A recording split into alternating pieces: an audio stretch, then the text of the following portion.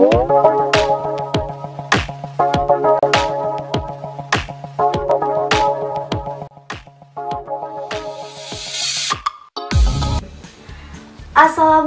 warahmatullahi wabarakatuh dan selamat pagi anak-anak semua. Salam sehat, salam semangat ya untuk kita semua pada hari ini. Nah, sebelum mulai pelajaran, marilah kita membaca basmalah. Bismillahirrohmanirrohim. Semoga kita diberi kemudahan dalam memahami materi kita pada hari ini. Nah, baik anak-anak, silahkan kalian siapkan dulu alat tulis dan bukunya. Ibu punya sebuah ilustrasi nih untuk kalian. Silahkan kalian simak ya ilustrasi ibu dengan baik. Nah, jadi kira-kira manakah yang lebih nyaman saat kalian sendiri atau saat kalian berkumpul dengan teman? Nah, gimana nih? Kalian lebih suka yang mana anak-anak? Yaps, saat melakukan sesuatu bersama teman, pekerjaan pun juga akan terasa lebih ringan dibandingkan kita melakukannya secara sendiri. Nah, jadi hal ini juga sama ketika kita sedang mencari jodoh. Wah, mengapa demikian? Jawabannya adalah untuk menghasilkan zat baru, maka zat yang berbeda akan melihat kecocokannya satu dengan yang lainnya. Dan apabila kedua zat tersebut cocok, maka zat tersebut akan mendekat dan akhirnya mereka akan jadian. Nah, jadi seperti itu anak-anak. Kian halnya dengan unsur-unsur yang ada di alam, yang kebanyakan tidak dalam keadaan bebas, melainkan mereka selalu berikatan. Nah, dari beberapa ilustrasi tersebut, berkaitan loh dengan materi yang akan kita pelajari pada hari ini, yaitu mengenai ikatan kimia. Nah, jadi kita akan belajar tentang ikatan kimia nih. Baik anak-anak, perlu kita ketahui juga bahwa unsur-unsur yang ada di alam itu cenderung ingin mencapai suatu kestabilan. Nah, kestabilan ini diperoleh dengan cara mereka bergabung dengan unsur yang lain, lalu mereka membentuk suatu molekul atau suatu senyawa yang lebih stabil tentunya. Nah, kemampuan bergabung tersebut terjadi karena adanya gaya tarik-menarik antar unsur atom. Nah, gaya tarik-menarik inilah yang membentuk suatu senyawa kimia, kemudian disebut dengan ikatan kimia anak-anak.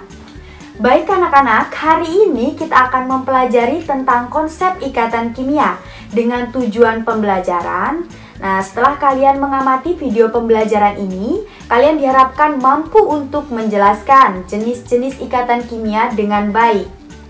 Nah, berkaitan dengan konsep ikatan kimia, kita mengenal istilah elektronegativitas. Nah, jadi anak-anak, apa sih sebenarnya yang dimaksud dengan elektronegativitas? Nah, kalian tahu tidak? Yaps, benar sekali. Jadi elektronegativitas ialah kemampuan suatu atom untuk menarik elektron dalam penggabungan kimia.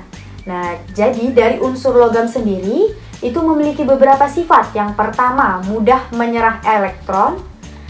2, membentuk kation. 3, bersifat elektropositif. Nah, jadi yang kedua, dari unsur non-logam juga memiliki sifat sendiri. Yang pertama, menerima elektron, membentuk anion, dan bersifat elektronegatif. Nah, apabila selisih elektronegativitas itu besar, maka akan terjadi perpindahan elektron dan dikenal sebagai ikatan ionik. Dan apabila selisih elektronegativitasnya itu kecil dan elektron digunakan secara bersama, maka disebut dengan ikatan kovalen. Nah, untuk lebih jelasnya, silakan kalian simak penjelasan dari ibu dengan baik. Jadi, ada 3 cara atom saling berikatan. Yang pertama, ikatan ion.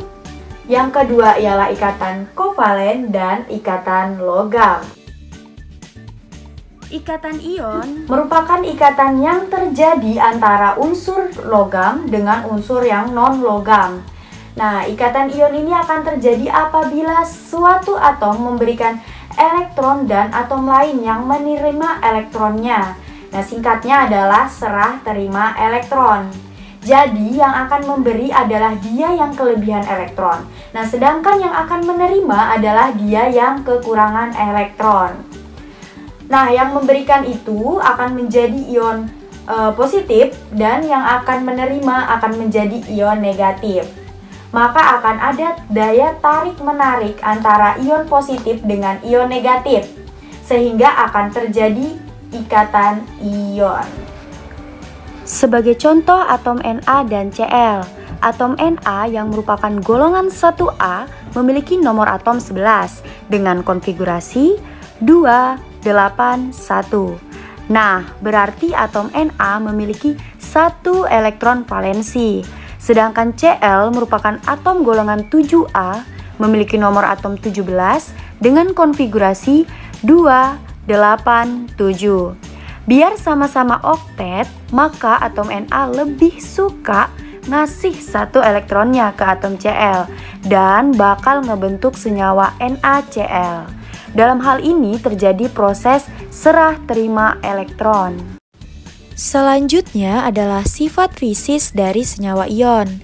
Yang pertama, memiliki titik didih dan titik leleh yang tinggi. Hal ini dikarenakan ikatan antara ion positif dengan ion negatif sangat kuat, sehingga untuk memisahkan ion-ion memerlukan energi yang besar. Yang kedua, anak-anak, kelarutan di dalam air. Hal ini dikarenakan adanya interaksi molekul air dengan ion positif dan ion negatif senyawa ion. Yang ketiga, lelehan dan larutannya dapat menghantarkan arus listrik. Hal ini dikarenakan senyawa ion dalam bentuk lelehan dan larutan larut dengan membentuk ion positif dan ion negatif, sehingga arus listrik akan dibawa oleh ion-ion tersebut. Yang keempat, senyawa ion bersifat rapuh, sehingga hancur jika dipukul. Hal ini dikarenakan ion positif dan ion negatif yang sangat tertarik satu sama lain ke segala arah oleh gaya elektrostatik yang sulit untuk dipisahkan. Nah, tolak-menolak elektrostatik dapat membagi kristal anak-anak, sehingga padatan ionik bersifat rapuh. Yang kelima, pada suhu kamar berbentuk padat. Nah, sebagai contoh nih, bisa kalian perhatikan garam dapur yang ada di dapur rumah kalian. Jadi anak-anak, senyawa garam dapur terbentuk dari atom Na dan atom Cl yang berikatan dengan cara ikatan ion. Selanjutnya, kita akan mempelajari mengenai ikatan logam. Nah, ini yang terakhir ya anak-anak.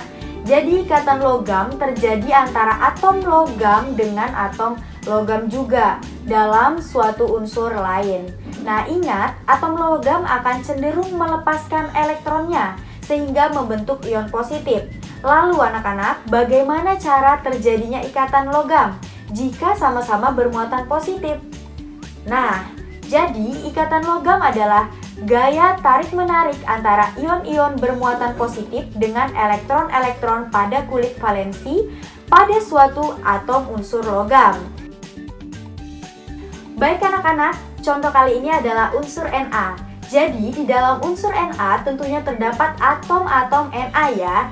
Nah, jadi atom Na ini memiliki konfigurasi elektron 281 yang masing-masing atom akan melepas elektron valensinya sehingga membentuk ion positif atau Na+.